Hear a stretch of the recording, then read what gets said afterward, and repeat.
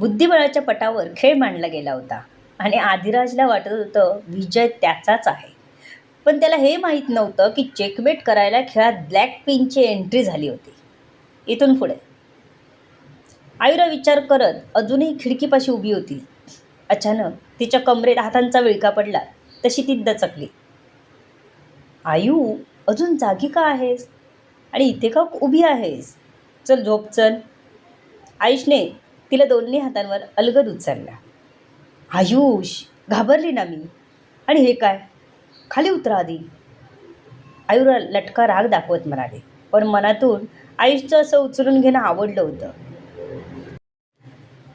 जगाचा क्षणभर का असेना विसर पडला होता. तिला बेडवर ठेवून आयुष तिच्या पायाशी बसला. आयु, काय झालं? तू इतका विचार का करते आहेस? तुझ्या तब्येतीवर परिणाम होईल. आयुषने आपलं डोकं आयुराच्या मांडीवर ठेवलं. मला झोप येत नव्हती ना, म्हणून मी खिडकीपाशी उभी होती, आयुरा म्हणाली. आयु, तू या सगळ्याचा स्वतःला त्रास करून घेऊ नकोस. समीर दादाला सुद्धा तुला त्रास झालेला चालणार नाही. तुला त्रास झालेला मलाही चालणार नाही. आयुषच्या शब्दांनी आयुराच्या मनात दडपून ठेवलेल्या भावना पुन्हा जाग्या झाल्या. जगासाठी ती एक खंबीर स्त्री होती, पण नवऱ्यासमोर ती सगळा मुखवटा काढून फेकत होती. तिच्या डोळ्यातून एक थेंब खाली पडला. आयु, रडू नकोस. आयुष तिच्या गालावरचे अश्रू पुसत म्हणाला. ती काळजी करता माझी. आयुरा उलट्या हाताने आपले अश्रू पुसत म्हणाली. आयु, माझं प्रेम आहे तुझ्यावर. मी तुझी काळजी नाही करणार तर मग कोण करणार? तू माझ्यासमोर मन मोकळं कर. आयुष तिचा हात पकडत म्हणाला. ती काही क्षण शांत बसून राहिली. मग हळू आवाजात म्हणाली, कधी कधी वाटतं सगळं हातातून निसटून चाललंय. कितीही स्वतःला धीर द्यायचा प्रयत्न केला ना, तरी मन पुन्हा त्याच विचारांकडे जातं. आयुष आता पायाजवळून उठून तिच्या बाजूला जाऊन बसला. हे बघ आयु, प्रत्येक गोष्ट आपल्या मनाप्रमाणे नाही होणार, पण त्यातून मार्ग काढणं हे आपलंच काम आहे. तुला काहीही मदत लागली तर मी नक्कीच करेन. तू स्वतःला जास्त विचारात ठेवू नकोस. तू माझ्याशी बोलत राहा. आयुष तिला धीर देत म्हणाला. आयुराने त्याच्याकडे पाहिलं. त्याच्या आवाजातला विश्वास तिला आधार देत होता. मला फक्त एवढंच हवं आहे की दादा लवकर बरा व्हावा, ते हळूच म्हणाले. तो नक्कीच बरा होईल, पण तोपर्यंत आपण एकमेकांची काळजी घ्यायची, आयुषने ठामपणे उत्तर दिलं. तिने मान हलवली. त्याच्या त्या साध्या वाक्याने आयुराच्या चेहऱ्यावर हलकसं स्मित उमटला. तिने आपला हात पोटावर ठेवला. आयुषने हे पाहत तिच्या हातावर आपला हात ठेवला. आपल्या बाळासाठीही थोडा वेळ आपण दिला पाहिजे. उद्या आपण डॉक्टरकडे जाऊन येऊ. धावपळीचा तुम्हा दोघांना त्रास नको. चल आता झोप बघू. उद्या सकाळी पुन्हा धावपळ सुरू होईल. आयुषने तिच्या हातावर ठेवलेला हात हलका दाबला. खोलीत पुन्हा शांतता पसरली. आयुषने तिला विश्रांती घ्यायला सांगितलं आणि तिला आपल्या कुशीत घेतलं. नवऱ्याच्या कुशीत शिरण्याचं सुखच वेगळं. तिने हळूच डोळे मिटले. मनात अनेक प्रश्न होते, पण सोबत तिचा साथीदार होता, कोणत्याही परिस्थितीत उभा राहणार. तिने अजूनही एक गुपित त्याच्यापासून लपवून ठेवलं होतं. तिला सांगायचं होतं, पण कुठून सुरुवात करायची कळत नव्हतं. हॉस्पिटलच्या खोलीत समीर बेडवर बसून खिडकीतून बाहेर पाहत होता. अजून किती दिवस मला या बेडवर राहावं लागणार आहे? निधी आपल्याला प्रत्येक गोष्टीत मदत करत आहे, तो मनाशीच विचार करत होता. त्याच्या जखमा आता हळूहळू भरत होत्या. तुटलेली हाडे जोडली जात होती. पूर्वीसारखी वेदना होत नव्हती आता. पण अजूनही त्याला पूर्णपणे स्वतःच्या पायावर उभं राहायला वेळ लागणार होता. इतक्यात निधी आत आली. कुठे हरवलात? तिने त्याच्याजवळ हॉस्पिटलच्या बेडवर बसत विचारलं. कुठे नाही. निधी, बाहेर काय चाललं आहे? मीडियावाले काय बातम्या देतात? आरोपी मिळाला का? माझ्यावर पुन्हा हल्ला करण्यासाठी आलेल्या माणसाला पोलिसांनी ताब्यात घेतलं का? समीर, जो आत्ताच कुठे हळूहळू उठून बसत होता, त्याला थोडंफार बरं वाटलं होतं. बोलायला यायला लागलं होतं आणि जनरल वॉर्डला शिफ्ट केलं होतं. तोच बसून बसून डोक्यात येणारे प्रश्न निधीला विचारत होता.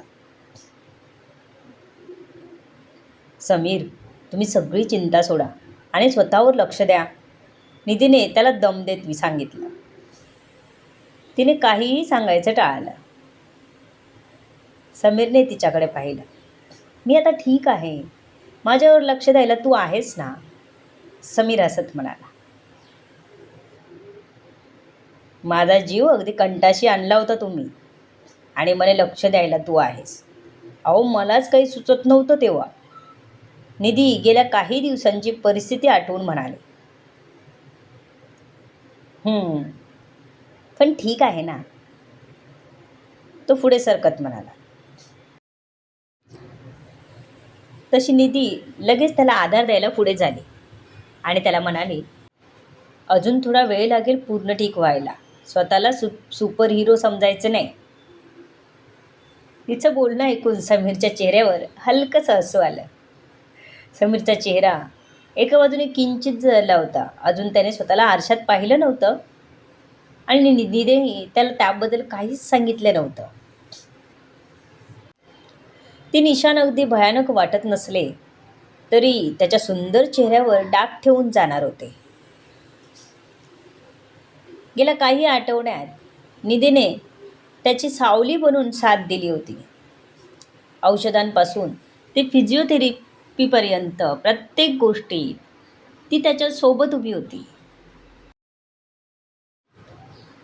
रोज रात्री ती देवासमोर हात जोडून फक्त एकच प्रार्थना करत होती, माझा समीर लवकर बरा होऊ दे. आठवड्यानंतर आयुरा आपल्या माहेरी बेडरूममध्ये बसली होती. मोबाईलवरची माहिती, यशने दिलेली माहिती, राणेंनी सांगितलेली माहिती, उल्हासचा कबुली जबाब हे सर्व बघत होती. तर आयुष आज आठवड्यानंतर कामाला गेला होता. तिने आपला फोन उचलला आणि आयुषला लावला. आयुष, मला तुझी मदत हवी आहे. फोनच्या दुसऱ्या बाजूला काही क्षण शांतता पसरली. कशासाठी?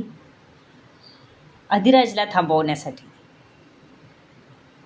आयुषच्या आवाजात गांभीर्य आलं. तुझा प्लॅन काय आहे? माझी एक शाळेत असतानाची जुनी टीम आहे, अशीच कामं करणारी. तिच्याशी मी संपर्क केला आहे. ते मला मदत करणार आहेत.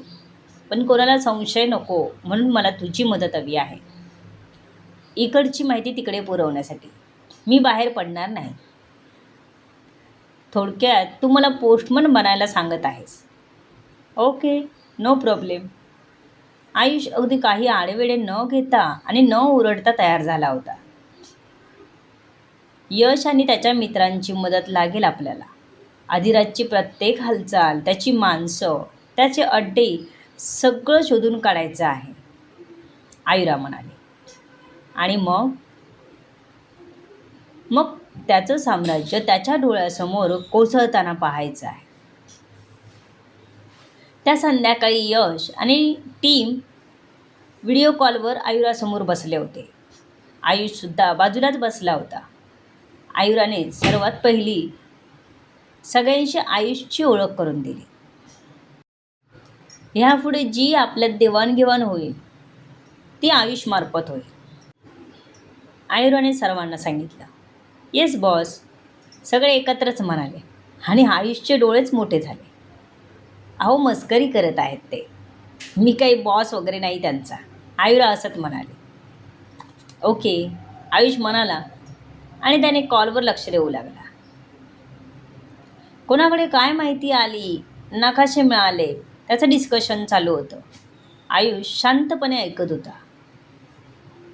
सगळी माहिती पेनड्राईव्हमध्ये भरून आयुष घेऊन येणार होता.